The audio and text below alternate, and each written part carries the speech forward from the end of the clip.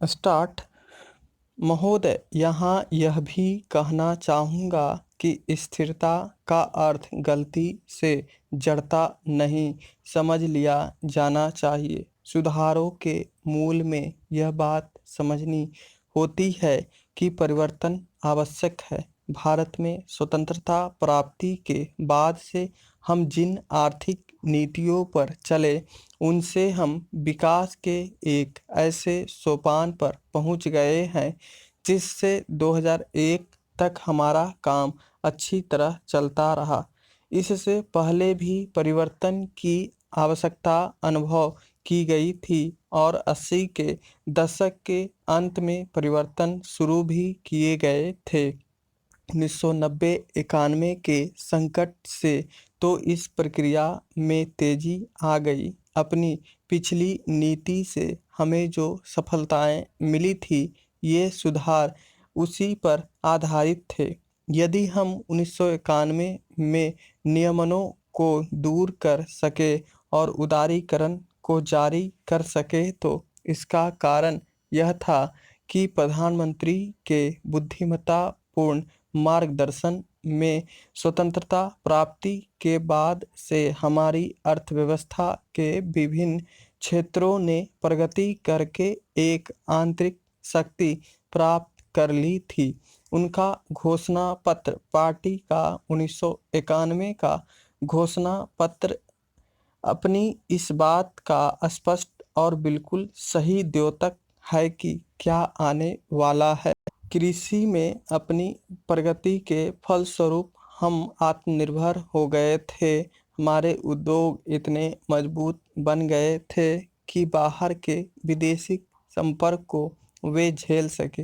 प्रतियोगिता के क्षेत्र में भी और सहयोग के क्षेत्र में भी हमारी नीति में एक निरंतरता बनी रही है, जिसके परिणाम स्वरूप हमें अपने सुधारों के लिए आधार मिला है। जो नई आवश्यकताएं आ रही थी और जो वास्तविकताएं सामने दिख पड़ रही थी, ये सुधार उन्हें देखते हुए किए गए थे। मुझे यह कहने में कोई संकोच नहीं कि भविष्य में भी हमारे सुधारों का सिलसिला इस बात पर निर्भर करेगा कि हमारे सामने कैसी घरेलू ज़रूरतें आ रही है। जैसे जैसे हम इन सुधारों पर चलते जाएंगे, तो जहां कहीं उनकी कमियां नज़र आएंगी, उन्हें दूर करने की चेष्टा की जाएगी।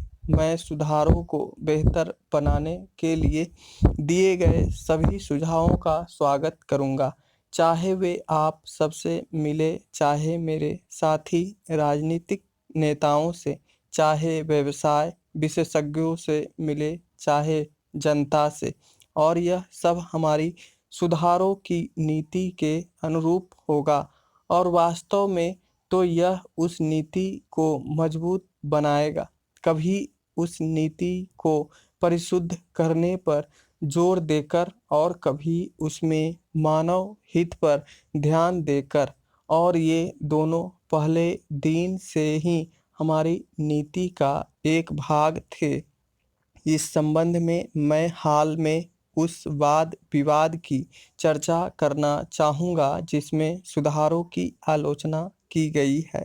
यह कहा गया है कि नई नीतियों से जनता के अपेक्षाकृत गरीब वर्गों को कोई लाभ नहीं हुआ। कॉलेज के दिनों में मैंने भी इस बात का अनुभव किया है कि दिन में एक बार खाना मिलने का क्या अर्थ होता है। इसलिए गरीबों के बारे में मेरी चिंता सचमुच वास्तविक है।